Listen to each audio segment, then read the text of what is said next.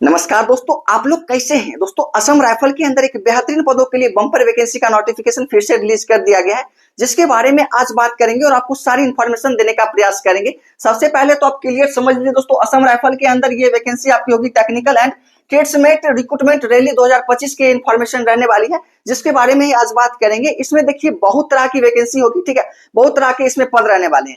इसमें दोस्तों all over India की कोई भी कैंडिडेट्स अप्लाई करना चाहते हैं सभी अप्लाई कर सकते हैं, लेकिन चीजों को ध्यान से समझना है। इसमें बता दें दोस्तों, सभी कैंडिडेट का एक ही एजुकेशन क्वालिफिकेशन नहीं होगा, सबका अलग अलग एजुकेशन क्वालिफिकेशन होगा, अलग अलग इसमें ट्रेड्स दिए गए हैं। अब क्या क्या आपकी एजुकेशन क्वालिफिकेशन होने चाहिए, कौन से ट्रेड्स में कौन कैंडिडेट इसमें अप्लाई करेंगे, सारी इन्फॉर्मेशन देंगे। बस चीजों को ध्यान से देखिएगा, समझिएगा। और एक चीज आपसे रिक्वेस्ट रहेगा दोस्तों कि वीडियो आपको सही लगे तो एक लाइक कर दीजिएगा, चैनल को एक बार सब्सक्राइब कर लीजिएगा। चलते हैं और सारी जानकारी देने का इसमें प्रयास करेंगे। इसमें सबसे पहले आप समझ लीजिए दोस्तों कि फॉर्म इसमें कब से अप्लाई होना स्टार्ट होगा। तो दोस्तों 22 फरवरी से ये फॉर्म अप्लाई स्टार्ट हो चुका है, जिसकी अंतिम तारीख की बात कर लेंगे दोस्तों तो 22 मार्च आपकी रहने वाली है, ठीक है। इसके बीच जो भी छात्र अप्लाई करना चाहते हैं सभी अप्लाई कर सकते हैं। आगे दोस्तों बात करते हैं, यहाँ पे देखिए डिटेल में आपको बताया गया है, जो कि असम राइफल की ये वैकेंसी होगी, जिसमें कि टेक्निकल और ट्रेड्समेट के लिए वैकेंसी आएगी, रिक्रूटमेंट रैली 2025 की होगी, ठीक है। जिसमें कि टेंटेटिवली आपको बता दिया गया दोस्तों कि 3rd एवं 4th वीक ऑफ अप्रैल में आपकी एग्जाम भी होगी, मतलब जो भी प्रोसेस इसमें होगी 3rd एवं 4th अप्रैल में आपकी एग्जाम भी हो जाएगी वीक में, ठीक है। ये चीज क्लियर कर चुका है। जिसमें कि आपकी ग्रुप बी एंड सी की ये पोस्ट होगी, ग्रुप बी एंड सी, ठीक है। तो ग्रुप बी में क्या आएगा, ग्रुप सी में क्या आएगा, हम आगे बात करेंगे। इसमें टोटल वैकेंसी की बात करें दोस्तों 215 पदों पर वैकेंसी रहेगी, जो कि अच्छी खासी ये पद दी गई, ठीक है। जिसमें कि मेल एंड फीमेल कैंडिडेट जो भी हैं सभी इसमें अप्लाई कर सकते हैं, जो कि इंडियन सिटीजन आप होने चाहिए तभी इसमें अप्लाई कर पाएंगे, ठीक है।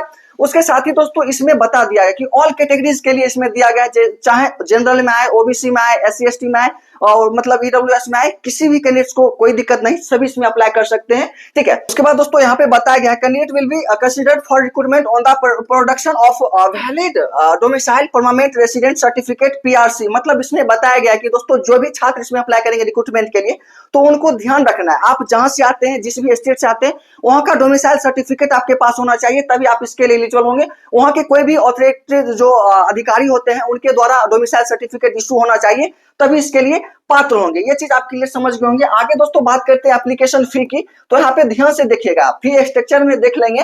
तो यहाँ पे सबसे पहले तो समझ लीजिए दोस्तों, ग्रुप बी के लिए अगर पोस्ट की बात करेंगे, जो ग्रुप बी की पोस्ट को अप्लाई करेंगे उनके लिए 200 रुपया फॉर्म फी रखा गया है। उसके साथ ही दोस्तों जो ग्रुप सी के लिए पोस्ट में अप्लाई करेंगे उनके लिए 100 रुपया मात्र रखा गया है, ठीक है। जिसमें कि आपको एक चीज बता भी दें इसमें, तो देखिए आप जो भी पेमेंट करेंगे तो एसबीआई के अकाउंट में जाएगा, जो कि अकाउंट नंबर भी दे दिया गया। इससे आपको डायरेक्ट इस पे नहीं भेजना है, लेकिन फॉर्म भरेंगे तो ये चीज आपको बता दिया गया, इसी अकाउंट पे इसका आपका पेमेंट जो भी होगा ये इसमें सबमिट होगा। उसके साथ ही दोस्तों जो भी कैंडिडेट्स इसमें आपको बता दिया गया कि फीमेल होते हैं, एससी एसटी में आते हैं, फीमेल या सर्विसमैन जो भी छात्र हैं, उन सभी को एक भी पैसा नहीं लगेगा, ये चीज आपको ध्यान में रखना है। उसके साथ ही दोस्तों यहीं पे आपको एक चीज और क्लियर कर दे, जो फिजिकल हैंडीकैप है, फिजिकल हैंडीकैप के लिए ये फॉर्म नहीं रहने वाला है। जो सही है, जिनका सभी चीज फिट है, वही कैंडिडेट इसमें अप्लाई कर पाएंगे, ये आपकी इंफॉर्मेशन रहने वाली है। आगे दोस्तों बात करेंगे कि centre of physical standard test PST PET, ठीक है, ये सभी रिटन एग्जाम वगैरह कहाँ पे होंगे, तो दोस्तों आपको इसमें मतलब सेंटर भी बता दिया गया, सुकोवी या नागालैंड आप जिसे कहते हैं, वहां पे आपकी सेंटर होगी, वहीं पे आपकी सारी प्रोसेस होने वाली है, चाहे फिजिकल हो, फिजिकल एफिशिएंसी टेस्ट हो, फिजिकल स्टैंडर्ड टेस्ट हो या रिटन एग्जाम हो, सारी प्रोसेस जो होगी दोस्तों यही सुकोवी में नागालैंड में आपकी ये पूरी प्रोसेस होने वाली है, वहीं पे सारा कुछ होने वाला है, ठीक है। इसमें पूरा डिटेल आप देखना चाहते हैं तो आप असम राइफल .gov.in कहीं पे भी सर्च करेंगे कोई भी वेबसाइट पे, तो आपको इसका पूरा इंफॉर्मेशन मिल जाएगा, वहां पे आप जाके देख भी सकते हैं। उसके बाद दोस्तों बात करेंगे qualitatively recruitment and age criteria. तो दोस्तों अपेंडिक्स 1 में बात करेंगे ए और बी, ठीक है, आगे हम बात करेंगे, जो कि डिटेल में हम चर्चा आगे करेंगे। उसके बाद बात करेंगे दोस्तों इसमें नेक्स्ट पॉइंट की, तो इसमें ध्यान दीजिएगा, candidates should note that only their date of birth and name recorded in the matriculation secondary school examination certificate और इक्विवेलेंट सर्टिफिकेट। मतलब इसमें बताया गया कि दोस्तों कैंडिडेट जो भी अप्लाई करेंगे उनको एक चीज को ध्यान में रखना है, क्या कि आपका डेट ऑफ बर्थ या नेम हो या फिर कोई भी आपकी रिकॉर्ड्स हो, ठीक है, वो मैट्रिकुलेशन सर्टिफिकेट के अनुसार या फिर उसके सेकेंडरी एग्जामिनेशन सर्टिफिकेट के अनुसार या फिर इसके समकक्ष कोई कोर्स आप किए हैं, तो उसमें सर्टिफिकेट में जो चीजें दर्शाई गई है वही चीजें मान्य होगी। उसके अलावा आप कोई भी सर्टिफिकेट लगाएंगे तो मान्य नहीं होगा, ये चीजों को आपको ध्यान में रखना है। अब दोस्तों बात करते हैं कि डेट ऑफ बर्थ कब से कैलकुलेट किया जाएगा, तो डेट ऑफ बर्थ के लिए 1 जनवरी 2025 से आपका एज कैलकुलेट किया जाएगा। इसी डेट तक जो भी मिनिमम एजुकेशन क्वालिफिकेशन हो, जो भी आपकी एज हो, आगे हम बात करेंगे, तो वो चीजों को इस डेट से मतलब आपको कंप्लीट करने होंगे। ये क्लियर आप समझ गए होंगे। उसके बाद दोस्तों बात करते हैं यहाँ पे फिजिकल स्टैंडर्ड टेस्ट की। तो देखिए दोस्तों, फिजिकल स्टैंडर्ड टेस्ट में सभी के लिए बराबर ही होगा, जैसे किसी भी आप ट्रेड से हो। जैसे कि देखिए यहाँ पे इलेक्ट्रिकल मैकेनिक है, वहीं पे देखेंगे दोस्तों ड्राफ्ट्समैन के लिए, रेडियो मैकेनिक के लिए देखेंगे, ऑपरेटर थिएटर टेक के लिए देखेंगे, यहाँ पे वेटनरी फील्ड असिस्टेंट के लिए, मतलब सभी के लिए एक ही आपकी फिजिकल स्टैंडर्ड टेस्ट रहने वाली है। जिसमें कि सबसे पहले समझ लेते हैं कि हाइट। तो हाइट यहाँ पे पहले समझिए, ठीक है। जैसे कि दोस्तों गढ़वालिस में आएंगे, कुमाऊनियों में और गोरखास आते हैं, जैसे डोगरास से, मराठास, या फिर इन सभी जगहों से, जैसे असम हो गया, नागालैंड, मणिपुर, मिजोरम, इन सभी जगहों से जो भी छात्र आते हैं उन सभी के लिए हाइट की बात कर लेंगे तो 165 सेंटीमीटर उनकी मिनिमम होने चाहिए। मैक्सिमम क्या है उसके लिए कोई टेंशन नहीं है। उसके साथ ही दोस्तों चेस्ट की बात कर लेंगे। मेल कैंडिडेट्स का सिर्फ चेस्ट लिया जाता है, जिसमें कि 78 सेंटीमीटर होने चाहिए और अधिकतम आपकी 83 सेंटीमीटर होने चाहिए। ये तो आप क्लियर समझ गए।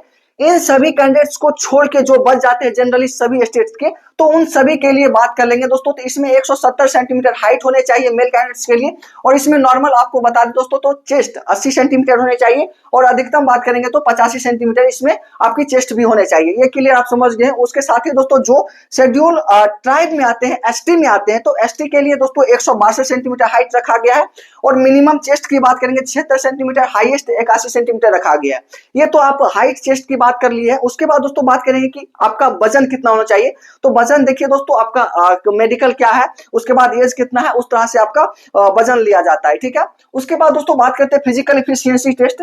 तो फिजिकल एफिशिएंसी टेस्ट में आप समझ लीजिए कि दौड़ जो होता है, इसमें क्लियर आप समझने का प्रयास कीजिए। जैसे कि दोस्तों लद्दाख रीजन को छोड़ के जो आते हैं, ठीक है, एक्सपेक्ट लद्दाख रीजन, ठीक है, जो मेल कैंडिडेट्स होंगे लद्दाख रीजन को छोड़ के वो जो भी बच जाते हैं उन सभी के लिए 5 किलोमीटर का रनिंग रहेगा। क्वालिफाइंग मार्क्स की आपकी होगी, क्वालिफाइंग नेचर की ये रहने वाली है, जिसमें कि 24 मिनट में आपको कंप्लीट करने पड़ेंगे मेल कैंडिडेट्स के लिए।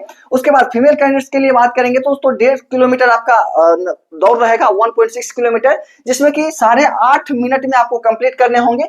उसके साथ ही दोस्तों लद्दाख रीजन के लिए ओनली की बात करेंगे, मेल कैंडिडेट्स हैं तो उनके लिए 1.6 किलोमीटर के रनिंग होंगे, जिसमें कि आपको 7 मिनट में कंप्लीट करने पड़ेंगे। उसके साथ दोस्तों फीमेल कैंडिडेट्स के लिए बात करेंगे लद्दाख रीजन के लिए, तो 800 मीटर रनिंग होगा, जो कि क्वालिफाइंग नेचर का रहेगा, 5 मिनट आपको कंप्लीट करना पड़ेगा। ये सभी चीजें आप तो समझ गए हैं। उसके बाद दोस्तों बात करेंगे जैसे physical standard test, physical efficiency test को कंप्लीट करेंगे। उसके बाद स्किल टेस्ट होगा। अब कहेंगे स्किल टेस्ट क्या होगा, तो जिस भी ट्रेड से जिस भी कैटेगरीज में आपको फॉर्म भरेंगे उस ट्रेड का आपको नॉलेज होना चाहिए, वहां पे टेस्ट लिया जाएगा, तो वो टेस्ट आपको कंप्लीट करना पड़ेगा, ठीक है। जैसे ये कंप्लीट करेंगे उसके बाद आपका रिटेन एग्जाम होगा। रिटेन एग्जाम के लिए आपका सभी का सेम ही रहेगा, ठीक है, लेकिन क्वेश्चन जो होगा जिस भी ट्रेड से उसका अलग रहेगा, ठीक है, जिसमें कि आपके 100 क्वेश्चन होंगे टोटल, जिसमें कि जो कैंडिडेट जनरल ईडब्ल्यूएस में आएंगे उनके लिए 35% कम से कम रिटेन में लाना पड़ेगा, तभी उनका सिलेक्शन हो पाएगा, अन्यथा नहीं हो पाएगा। और जो SC ST में आएंगे उनके लिए 33% कम से कम होने चाहिए। ये भी आप क्लियर समझ गए हैं और ध्यान देना है। ये सभी कंप्लीट करेंगे तो लास्ट आपका होगा मेडिकल। मेडिकल में वही कैंडिडेट जा पाएंगे जितना इसमें वैकेंसी दिए गए हैं, उसके 4 गुने ही कैंडिडेट्स को मेडिकल में बुलाया जाएगा। ये भी आपको ध्यान में रखना है। उसके बाद दोस्तों यहाँ पे देख लीजिए सबसे इंपॉर्टेंट पॉइंट कि आपका एजुकेशन क्वालिफिकेशन क्या होना चाहिए। तो थोड़ा यहाँ से आपको ध्यान से देखना है, चीजों को समझना है। आप जिस भी ट्रेड के लिए आप एलिजिबल हो उसी में आप फॉर्म भरिएगा, तो थोड़ा ध्यान से देख लीजिए। इसमें सबसे पहले बात करेंगे ट्रेड दोस्तों रिलीजियस टीचर्स के लिए, जो कि मेल कैंडिडेट्स के लिए ओनली रहेगा, जिसमें कि आपका ग्रेजुएशन कम से कम होना चाहिए, माध्यमिक इन संस्कृत से आपका होना चाहिए। ये चीज आपको बताया गया है। इसमें एज की बात करेंगे 18 से 30 वर्ष के सभी छात्र इसमें अप्लाई कर सकते हैं, और आपको अलग से छूट जो मिलता है 3 साल 5 साल का, वो सभी के लिए अलग से मिल जाएगा, वो आपको रिपीट करने की यहाँ आवश्यकता नहीं है। उसके बाद सेकंड के लिए बात करेंगे दोस्तों, तो रेडियो मैकेनिक के लिए इसमें 10th आपकी होने चाहिए कंप्लीट, 10th जो पास है सभी इसमें अप्लाई कर सकते हैं। उसके साथ ही दोस्तों आपका डिप्लोमा होना चाहिए रेडियो एंड टेलीविजन टेक्नोलॉजी में, इलेक्ट्रॉनिक एंड टेलीकम्युनिकेशन में, या फिर कंप्यूटर और इलेक्ट्रिकल में, या फिर मैकेनिकल इंजीनियर और डोमेस्टिक एंड अप्लायंसेस की बात करेंगे। उसके साथ ही दोस्तों ये सभी आपके ट्रेड्स होंगे, या फिर इसके अलावा 12th जो कंप्लीट किए हुए इंटरमीडिएट, वो अभी आप इसके लिए एलिजिबल होंगे। उसके साथ ही दोस्तों 12th के साथ फिजिक्स केमिस्ट्री मैथ आपका होना चाहिए सेकंड पोस्ट के लिए। थर्ड पोस्ट के लिए बात करेंगे लाइनमैन फील्ड के लिए, तो इसमें आपका 10th होना चाहिए, 10th के साथ ITI आपका होना चाहिए, तो आप इसके लिए एलिजिबल होंगे। इसमें 28 से 23 वर्ष आपकी एज रखी गई है। इसके बाद दोस्तों इंजीनियर इक्विपमेंट्स मैकेनिक के लिए बात करेंगे, इसमें आपका 10th कम से कम होना चाहिए। उसके साथ दोस्तों ITI आपका होना चाहिए, इसमें 18 से 23 वर्ष एज रखे गए हैं। उसके बाद दोस्तों इलेक्ट्रीशियन मैकेनिक व्हीकल्स के लिए बात करेंगे, इसमें भी आपकी 10th क्लास पास होने चाहिए। और उसके साथ ही दोस्तों ITI इंडस्ट्रियल ट्रेनिंग इंस्टीट्यूट से आपकी ITI सर्टिफिकेट होना चाहिए, जिसमें कि एज 18 से 23 वर्ष रखी गई है।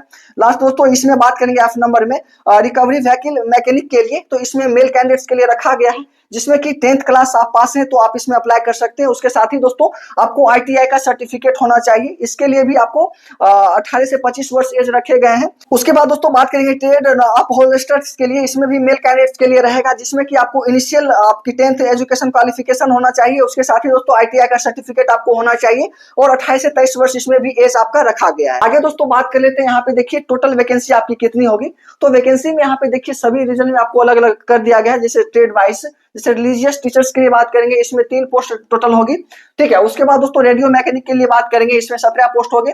उसके बाद लाइनमैन के लिए बात कर लें 8 पोस्ट होगा। और दोस्तों इंजीनियर इक्विपमेंट मैकेनिक के लिए बात करेंगे, इसमें 4 पोस्ट हैं। उसके बाद इलेक्ट्रिकल मैकेनिक व्हीकल के लिए 17 पोस्ट दिए गए हैं। और बात कर लेंगे रिकवरी व्हीकल मैकेनिक के लिए 2 पोस्ट रहेंगे। मतलब इस तरह से सभी में बांटा गया। प्लास्टर के लिए बात करेंगे, इसमें 8 पोस्ट रहेंगे। और व्हीकल मैकेनिक फिटर के लिए 20 पोस्ट है। और बात करेंगे दोस्तों ड्राफ्ट्समैन के लिए 10 पोस्ट रहेंगे। प्लम्बर के लिए बात करेंगे तो इसमें आपका 13 पोस्ट दिया गया है। उसके बाद दोस्तों सबसे अधिक इसमें देखा जाए तो 70 पोस्ट इसमें दिए गए हैं। जैसे कि सफाई के लिए बात करेंगे, सफाई कर्मचारी जो रहते हैं इसके लिए 70 पोस्ट लगभग दिए गए हैं। उसके बाद दोस्तों इसमें वेटनरी फील्ड के लिए असिस्टेंट की बात करेंगे, इसमें भी आपका 7 पोस्ट दिया गया है। इस तरह से टोटल देखा जाए तो दोस्तों 215 पोस्ट इसमें टोटल दिए गए हैं। और इसमें जो आपकी सिलेक्शन होगी दोस्तों, सभी चीजों को कंप्लीट करेंगे, सभी स्टेप को, तभी आपका सिलेक्शन हो पाएगा। तो दोस्तों इस तरह से आपकी पूरी इन्फॉर्मेशन रहने वाली है। मुझे आशा है कि आपके लिए वीडियो हेल्पफुल रहा होगा। वीडियो आपके लिए हेल्पफुल रहा हो तो इस वीडियो को एक लाइक करिएगा, हो सके आपसे तो चैनल को एक बार सब्सक्राइब कर लीजिएगा, ठीक है। फिर मिलते हैं अगले वीडियो में ऐसे इंटरेस्टिंग वीडियो के साथ। तब तक के लिए जय हिंद, बाय।